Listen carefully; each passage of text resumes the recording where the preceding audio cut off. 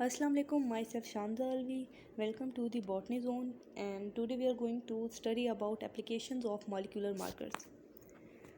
Application of markers in aquaculture, species identification, genetic variation and population structure study in natural population, comparison between wild and hatchery population, assessment of dimorphic bottleneck in natural populations, marker assisted breeding. ये species के identification के लिए इस्तेमाल होते हैं और natural population में population के स्ट्रक्चर को स्टडी करने के लिए और जेनेटिक वेरिएशन को स्टडी करने के लिए इस्तेमाल होते हैं। इसी तरह वाइल्ड और हैचरी पॉपुलेशन के दरमियान कंपैरिजन के लिए भी इस्तेमाल होते हैं और बॉटल नेक इफ़ेक्ट को भी स्टडी के लिए इस्तेमाल किए जाते हैं। The classes of molecular markers, सबसे ज़्यादा कॉमन जो टाइप्स हैं, क्लासेस हैं मॉलिक्यूलर मार्कर की, वो हैं RFLP, rapid and isoenzymes. RFLP, restriction fragment length polymorphism, a molecular marker based on the differential hybridization of cloned DNA to DNA fragments in a sample of restriction enzyme digested DNAs. The marker is specific to a single clone restriction enzyme combination. इसी तरह ये एक single clone या एक single restriction enzyme के combination तक महदूद होता है या उसके लिए स्पेसिफिक होता है और ये हाइब्रिडाइजेशन टेक्निक के ऊपर बेस्ड होता है।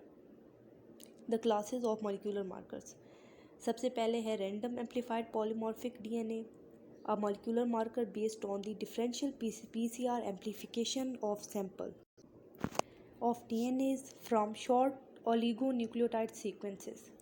उसके बाद है एम्पलीफाइड फ्रेगमेंट लेंथ पॉलीमॉर्फिज्म, ये एक मॉलिक्यूलर मार्कर है which is generated by a combination of restriction, digestion and PCR amplification. उसके बाद आता है isoenzyme. It is a molecular marker system based on the staining of proteins with identical function but different electrophoretic mobilities. Applications of molecular markers. अब हम देखते हैं कि molecular markers की applications कौन कौन सी हैं. It plays a crucial role in gene mapping by identifying the position of linked genes in the chromosomes which inherited together. It also detects an alteration in sequence of DNA or any genetic oddity. It ascertains genes involved in genetic disorders. It is used to determine different characters in a DNA sequence which is used to distinguish between individuals, population or species. इसी तरह हम कह सकते हैं कि gene mapping में ये अहम किरदार करते हैं और अगर कोई डीएनए के सीक्वेंस में चेंज है उसको डिटेक्ट करने में अहम किरदार अदा करते हैं और ये डीएनए के सीक्वेंस को डिटरमाइन करते हैं जो कि डिफरेंट इंडिविजुअल्स को, स्पीशीज़ को या पॉपुलेशंस को डिस्टिंग्विश करते हैं। Genetic markers can be classified as PCR based and hybridisation based.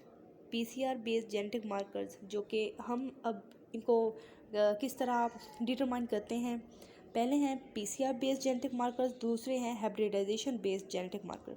जो पीसीआर बेस्ड हैं वो हैं rapid, ISSR, ESTSSR, microsatellite and CAPS etc.